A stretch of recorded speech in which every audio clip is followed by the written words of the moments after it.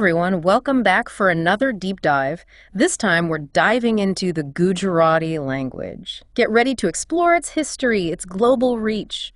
It's going to be fascinating. It really is. When you think about languages shaping the world, Gujarati might not be the first one that comes to mind, but You're right about that. I have to admit, when I first saw our outline, I thought, Gujarati, how big of a deal can it be? right.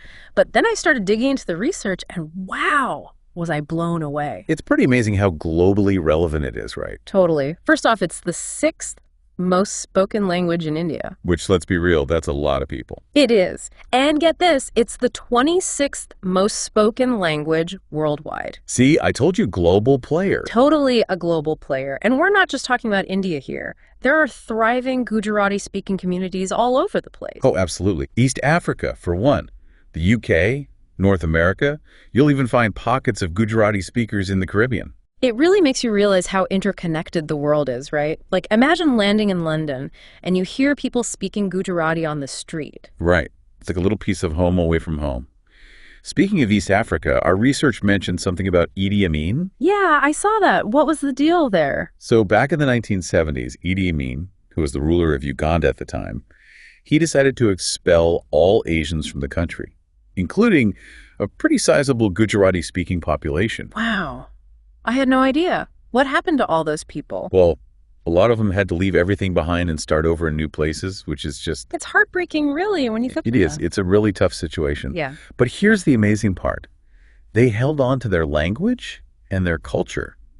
They rebuilt their lives in new countries, all while keeping Gujarati alive. That's incredible. Talk about resilience. It makes you think about how important language is, especially during times of upheaval. Absolutely. It's a lifeline to your heritage, to your community.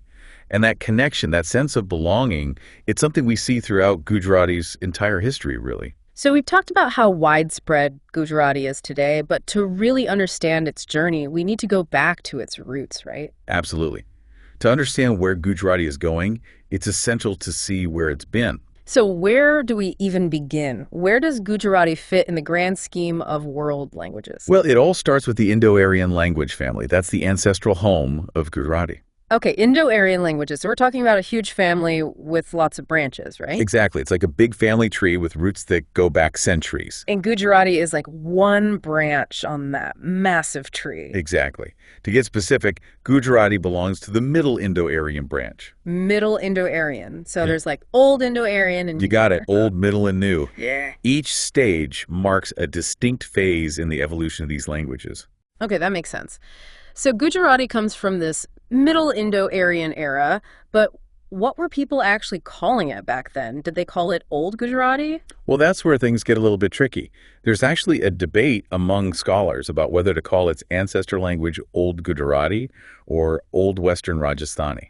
Oh, so like a linguistic identity crisis. Kind of. You see, language evolution isn't always black and white. It's more like a gradual process with blurred lines. So how do you even begin to untangle that kind of linguistic knot? Well, some scholars believe that the language spoken in the Gujarat region during that period was distinct enough to be its own thing, hence Old Gujarati. Makes sense. But others argue that it shared enough features with what we now know as Rajasthani to be considered Old Western Rajasthani. So it's like trying to figure out which came first, the chicken or the egg, but with languages. Exactly. It's a fascinating debate, and it shows just how complex and interconnected language evolution can be. But here's something that highlights how long this language has been around. Okay, hit me with it. Scholars had documented a formal grammar for Gujarati's ancestor language by the 12th century. The 12th century, that's incredible. Right. It just goes to show you the historical depth we're dealing with here. It's mind-blowing when you think about it. It really is. So we've got these ancient roots, but language is always changing, right? Right. What kind of transformations did Gujarati go through over the centuries? You're right. Language is constantly evolving.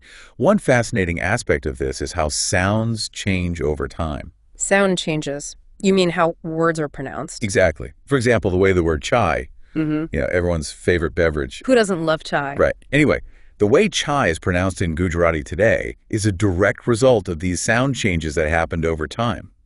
It's pretty cool when you think about it. It's like those subtle differences you hear when you listen to how people talked like decades ago. You can literally hear history in the way they speak.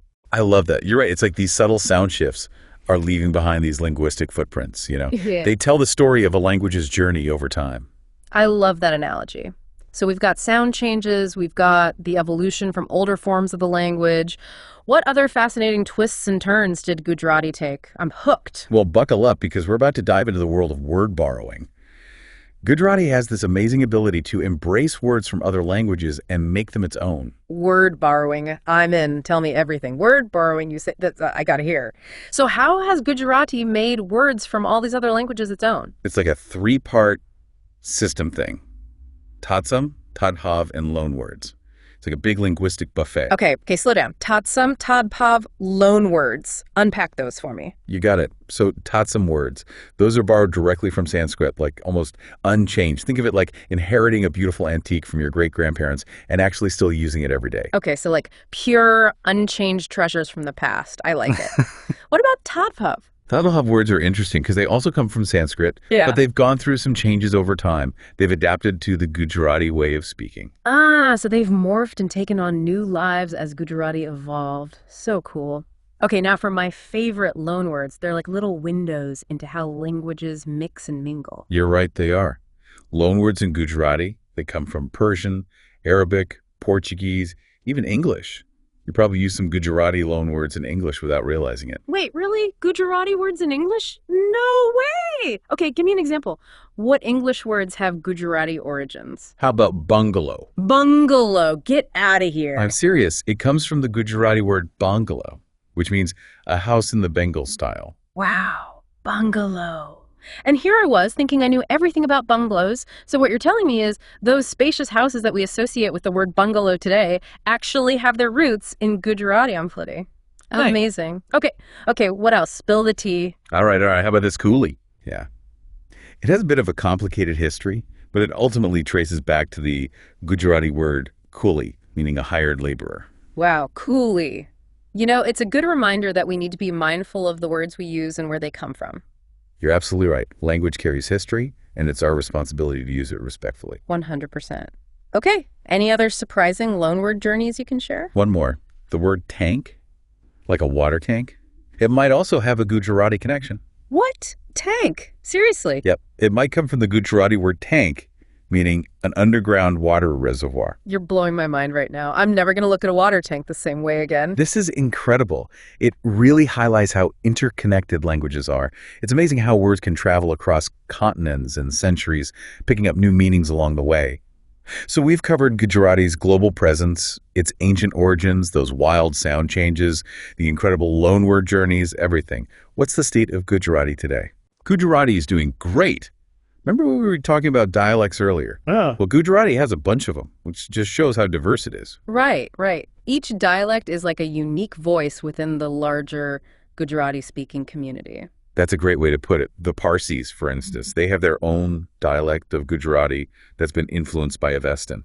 It adds a whole other layer of richness to the language. That's fascinating. It's like a fusion of linguistic influences all coming together in Gujarati. Are there any other factors shaping how Gujarati is spoken and used today? Definitely. And this goes beyond just the nuts and bolts of the language itself. We've got to talk about the people who speak it, specifically Mahatma Gandhi. He wasn't just a political leader. He deeply cared about the Gujarati language. Mahatma Gandhi, the champion of Gujarati. Tell me more. He played a key role in standardizing Gujarati spelling in the 1930s. Wow, I had no idea. That's incredible. This deep dive has been mind-blowing. Seriously.